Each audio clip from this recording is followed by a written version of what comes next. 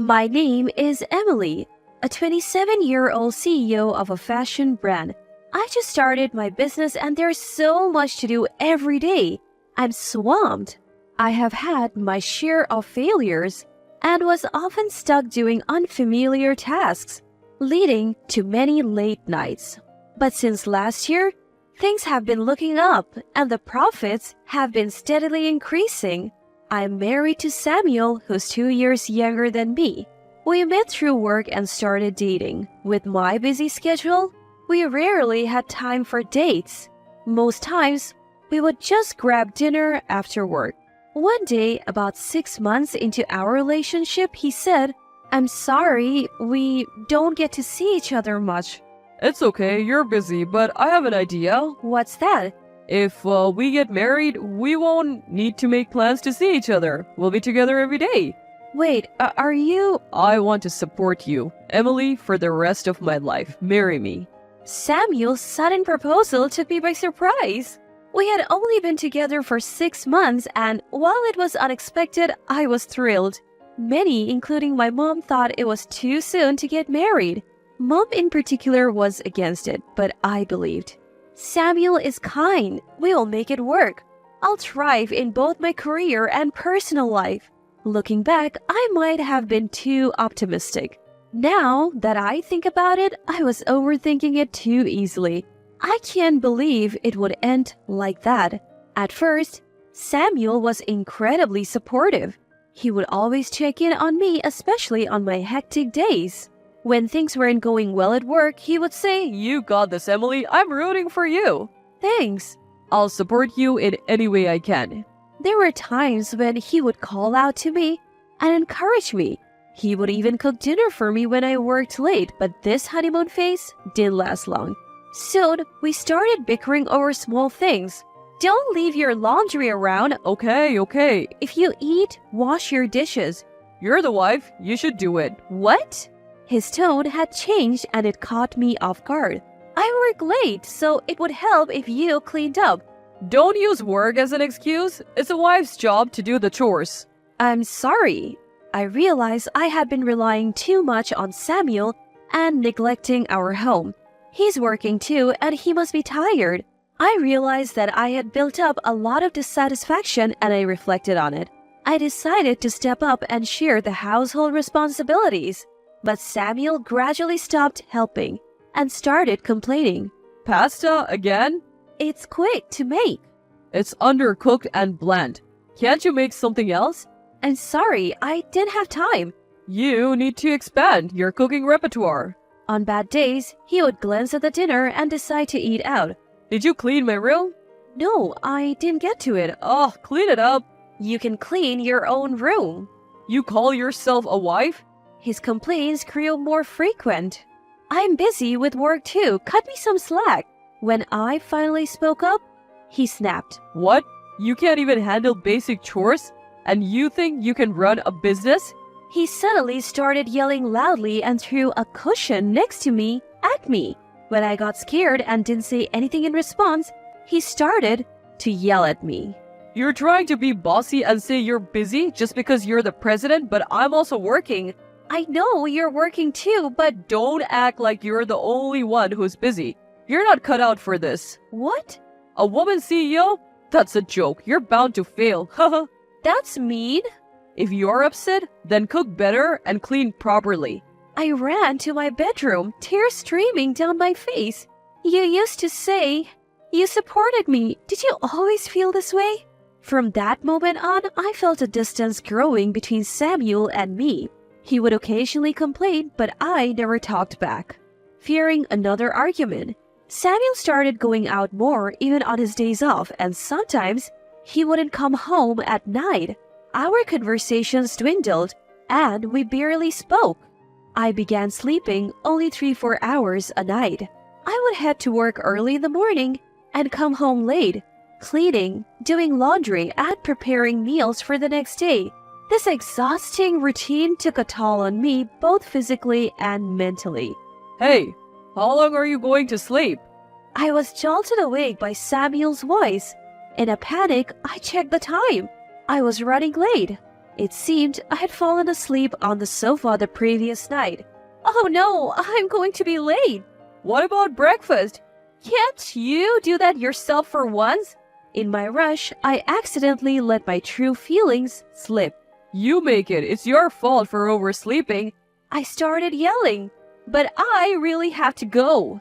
As I headed for the door, he grabbed my arm tightly. Ouch! He yanked me back, pushing me onto the sofa. What are you doing? You think I can go to work hungry? I was terrified by Samuel's aggressive behavior. Fearing he might get even more violent, I decided to make breakfast quickly after informing my colleagues I would be late. Samuel ate the freshly made meal in silence. As I tried to leave quietly, he suddenly threw his plate on the floor. This tastes awful. The plate shattered and the food scattered everywhere. I'm not an animal. Don't feed me this garbage. Terrified, I ran out of the house. I was scared to go home that day. I wondered if I could ever have a peaceful life with Samuel. Lately, due to the stress at home, I found myself dozing off during meetings, and it started affecting my work. When I came home after working late, Samuel was still awake. Welcome back. That's what he said. He rarely greeted me like this. The mess from the morning was cleaned up and the broken plate was gone. It felt eerie, as if nothing had happened. I finished my chores as usual and Samuel brought me a cup of coffee. How was work? Thanks, it's going okay. I was taken aback by Samuel's sudden kindness. We're doing better, profits are stabilizing. That's good. Keep it up. I'm going to bed. Maybe he felt remorseful about the morning and was trying to be nice. That's all I thought about it at that time. But the next month, I noticed something odd. Can I ask you something? What? Your paycheck was really low this month. Did something happen? I changed jobs. What do you mean? You're earning well, so it's not a problem, right? Well, we're managing, but when my income became stable, Samuel quit his job on a whim and started working part-time. He was hardly committed, often skipping work. He also began bar hopping till the early hours. His sudden kindness was not out of remorse, but to check on my earnings. I couldn't hold back my anger anymore. I can't bear to live without working, playing with other people's money and not helping out with the housework. What's your deal? What? You quit your job without discussing it and you're out drinking every night? Isn't that strange? So what? You're the one earning. But you're spending my money on drinks more than our living expenses. Then earn more. Haha. What do you think you're doing? You're so annoying. Are you cheating on me? What? Why would you think that? I can tell, even if you hide it. Do you have any proof? I had a gut feeling something was off, even though I didn't have concrete evidence. For instance, he would come home smelling of perfume or suddenly dress up more stylishly. I might not have proof, but I can sense these things. Is that your woman's intuition? Haha. Yes, stop cheating and get a proper job. Shut up. With that, Samuel slapped me hard across the face. Ouch! I fell backward, landing on my behind. The pain stung and tears welled up in my eyes. Just work and keep your nose out of my business. I was in shock and couldn't move for a while. He continued to shout at me. You probably got cheated on because you're not attractive enough. I couldn't believe Samuel was capable of this. I couldn't confide in anyone about Samuel. My parents had been against our marriage, and I had a weird sense of pride about not showing weakness at work. A few days later, I had to go on a business trip. I decided to go on an inspection tour to a local factory and was away from home for a few days. I felt a little relieved. Thanks to my business trip, I can get closer to Samuel. Recently, due to Samuel, my fatigue was at its peak. During my business trip, I didn't have much to do other than sightseeing, so I was able to return to the hotel early and rest. I got to relax at a spa resort nearby, enjoying delicious meals and felt rejuvenated. I decided that if Samuel ever got violent again, I would divorce him. When I returned from my trip, I noticed the garbage area was overflowing. Did someone move out? Upon closer inspection, I recognized all the items. Wait, these are all mine. I rushed inside and found a woman's jacket. Huh? Why? When I rushed into the house, there was a woman's jacket lying there. I realized he had brought another woman home. You're back already? Haha. Whose jacket is that at the entrance, and why did you throw out my stuff? Just get out of here. Huh. What? He laughed maliciously. Turns out I won the lottery, huh? The lottery? Yeah. I was with you for the money, but I don't need you anymore. Haha. It seemed Samuel had married me for my wealth. With this money, I don't need to be with you. I can live the good life. Haha. The realization that he had been using me all along fueled my anger. You can't even cook. You were the worst wife ever. Huh. Just sign the divorce papers. He threw the papers at me. They already had his name and signature. All I had to do was sign. At that moment, I decided to make him regret deceiving me. I went to my room and found a woman hiding there. My room was already furnished, with new items indicating he planned to live with her. After confirming this, I turned to Samuel. I'll see you in court.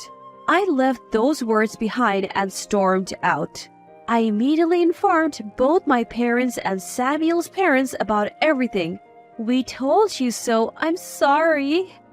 My mom said through tears, and I regretted not listening to her. Samuel's parents apologized profusely. We are so sorry for our foolish son. I'm planning to take legal action. We think that's only fair.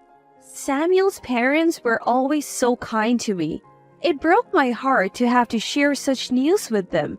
After speaking with them, I reached out to a lawyer I knew to prepare a case against Samuel for domestic violence and infidelity. The lawyer whom I met through work was top-notch with a wealth of experience in such cases. He was a rock. It must be tough for you. Leave the court proceedings to me. Thank you so much. We will get every penny we can from the divorce settlement. Thanks to him, we won the case and I was awarded substantial amount.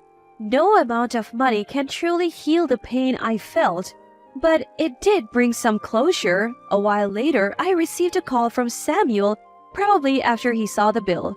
I thought of giving him a piece of my mind, but when I answered, he said, Got the bill, huh? Haha. To me, that's just pocket change. Doesn't hurt me one bit. Too bad for you. Haha. I hung up without saying a word.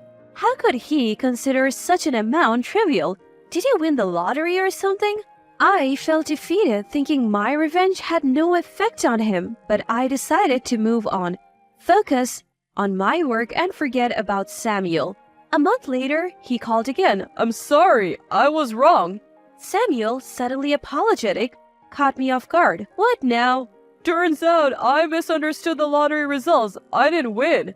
I couldn't help but laugh. Karma does exist. Oh, you think we can start over? Are you kidding? Work hard and pay the settlement. But how can I? Weren't you the one saying it's just pocket change? I'm sorry, can you reduce the amount? I really can't afford it. No way. I'm really struggling right now. You should have thought of that before. Look at the bill, and you'll see how much pain you caused me. Yeah, I understand, but I can't afford to pay that much money. Can I borrow from the woman I cheated with? She left me when she found out I didn't win the lottery. Sounds like she was just after your money, huh? Well, poor thing. You were just looking for money. She was the worst. You're the one to talk. I finally realized how amazing you are. Please, give me another chance. Likely another lie. It's not. Please, forgive me. No way. Make sure you pay up. Goodbye. Wait, please. After that, he kept calling, but I blocked his number. Seeing karma catch up to Samuel was truly satisfying. In the end, Samuel couldn't find a job and couldn't pay the settlement. His parents had to step in. Because of this, He was kicked out of his family home and is owned by his relatives. I wonder where he is now, but it's none of my business.